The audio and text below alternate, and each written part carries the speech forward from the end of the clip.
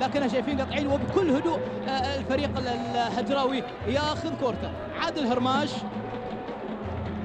يمرر تمريره على الطرف الايسر.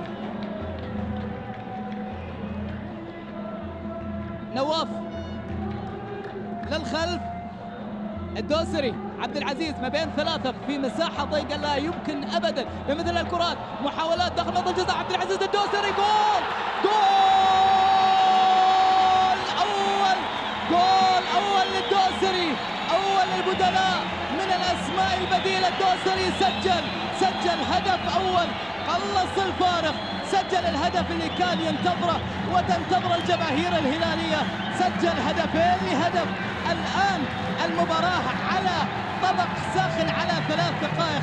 انتظرونا على دقائق مثيرة في المباراة. شوف عبد العزيز الدوسري لعبها قوية جدا على يمين مصطفى ملائكة، ما تمالك معها أبدا إلا تتهادى إلى الشباك. مرر الحارثي، صوب عبد العزيز الدوسري، راوغ من الأول، استخدم إمكانيات